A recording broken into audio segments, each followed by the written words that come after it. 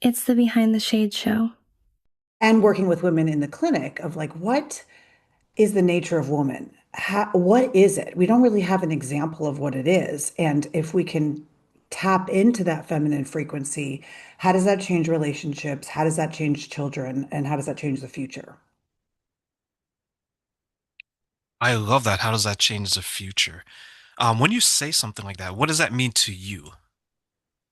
Well, right now, and I'm going to speak from a personal level, so I don't want to use the word offend, or I don't, upset anybody. So I'm going to tell you my personal story, and then I'm going to kind of connect it how I've worked with so many women and where it's gone. So personally, I was, it's interesting. I mean, you talk about relationships a lot on your podcast, and so I was married for 20 years to this man, and he was highly successful.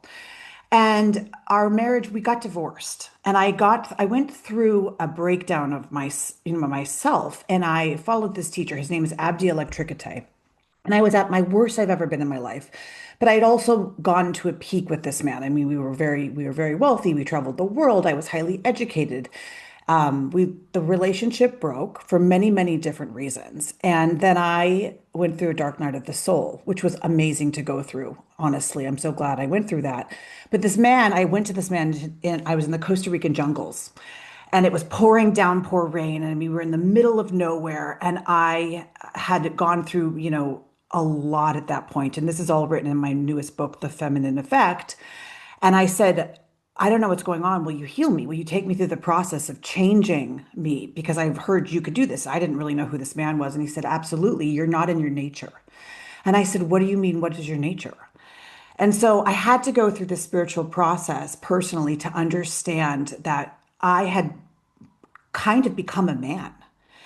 And I think that's a lot of women's emotional, mental, spiritual, and physical issues. So I see women in the clinic where their thyroid's breaking down, or they're breaking down, their hair's falling out, they're stressed. Emotionally they have anxiety, and the anxiety is really a lack of intuition.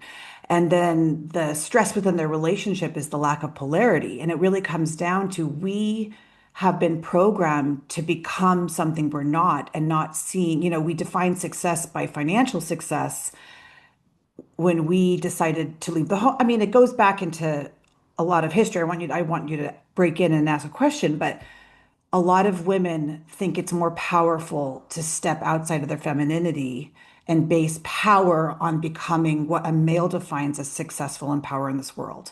And what my work is showing is what a feminine power is, what that means.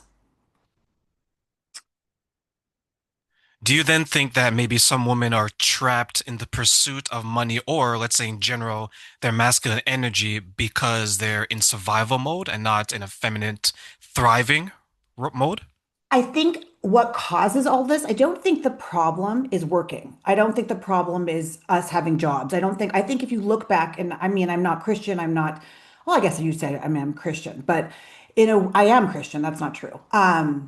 If we look back into the Bible, for example, like what is a woman? Historically, throughout time, women always worked.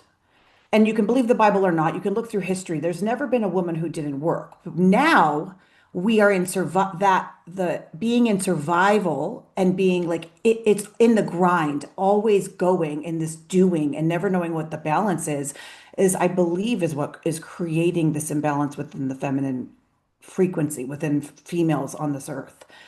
So I think what happened during the feminist movement, I'm not an anti-feminist. I have properties, I have banks, I'd make my own money, I do very well.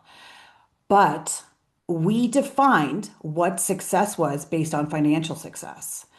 And forever now, power and success is defined by financial success for both men and women. And so we as a culture, I think it really goes back into Eve. Women are very gullible. So if somebody says this is what is powerful, this is a powerful, we look to men as if that is the way, that's who we should be.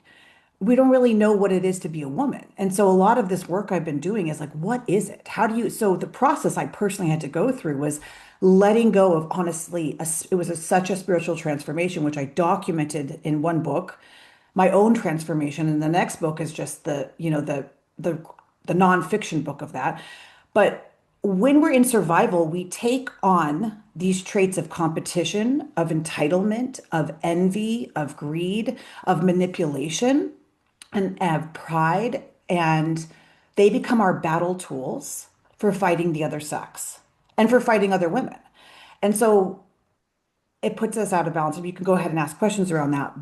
But that's kind of what I teach is how do you take those tools, how do you take your battle weapons down and put them down? I want to take it a step further, and I'll say that there's a point in time where men went out, gathered, brought it back, and women prepared, right? Men provide safety and security. Women would take that safety and security and make things more, what's the word I'm looking for? They'd multiply it. They'd make it Mhm. more beneficial, more value. I think with some women, what has happened is they've seen what masculinity, they've seen what empowerment looks like in men, and they Mhm. decided to chase that because maybe for a period of time in their own lives they didn't feel empowered or they felt powerless. And I think so many women fall into, as you mentioned, the trap because they look at someone, they say that, okay, he looks like he's safe, he looks like he's strong, he looks like he's successful. What does he have? He's working 12 hours, he has the house, he has the car. But Mhm. maybe that's how he would define it, and that's how men would define themselves, where women historically maybe were defining success in a different way. But because some women are in survival, they're chasing things, to your point, that's taking them outside of themselves. Do you see that leading to maybe self-sabotage as well, where someone will go, go, go, and now it's impacting their health in ways that maybe doesn't impact the health of men? I mean, this is so deep and we could talk about this for hours, but there's an addiction to chaos. And the addiction to chaos is the self-sabotaging personality. So these are parts of the identities that women have to let go of. And manipulation is, I guess, a tool I think women have always used. And now I mean, I'm bringing up these different tools that we use, but it's because for whatever reason, we think that we're less than, we would think that we think that we're less than men. Like we don't look at our quality. So I don't know a woman. So I work with mothers. One of the work I've always done is worked in women's health, reproductive medicine, and with women in the clinic every single day. And the thing I hear all the time is, I don't think they value motherhood. No, I know the Western woman doesn't value motherhood. So they never feel, I don't think I've very rarely met a stay-at-home mom that thinks that she's enough, that she thinks that I am doing everything. She feels creative in that. And I think just that one little problem, just a stay-at-home mom doesn't feel enough. I think if we switched even that, would become more value. They would feel valuable. Like, well, how value, I can't think of anything more valuable in my opinion, right? There's one thing, intuition. A women's intuition is I see so much anxiety within women, and I believe that the high anxiety I'm seeing in the clinic, I mean, it's the number one diagnosis I give. Why? Why do I see that? And I do think it's because of women's inability. We're so stuck in our heads, and we think that it's so valuable to be in our heads that we're disconnected from our bodies, so we can't feel. Anxiety is a moment of disharmony, and disharmony hits the body and it shakes you. And so when the body's kind of shaking for a female, they think that's anxiety. You know, they call that anxiety, but it's really their intuition speaking and they don't know how to connect to it yet. You know, other things I think that are lost, I hope I'm not going on a tangent, but the ability to connect and feel, most women just react. They're not feeling, they're reacting from a conditioning from their childhood. And then those battle tools come up, you know, which we can talk about the battle tools if you want to, but that comes up in between relationships and almost there's no polarity if you're both acting very masculine. I've seen that in my romantic life, right? With Yeah. some of my previous partners. I've seen that in some of the women I work with at the charities that I work with. I've seen that in day-to-day life. I can give you a clear example where someone shared with me that they went on a date and they were enjoying themselves.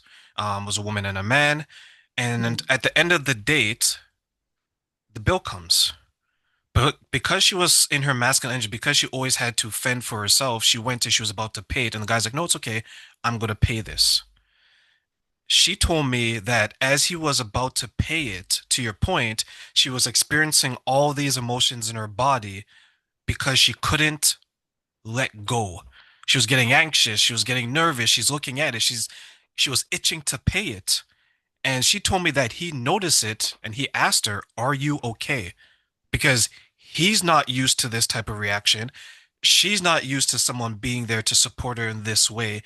And what I found in what she shared, she was having difficulty being taken care of, being assisted. Do you see women who have been one way for so long that if someone shows them a different life, they become fearful of it and maybe they pull away?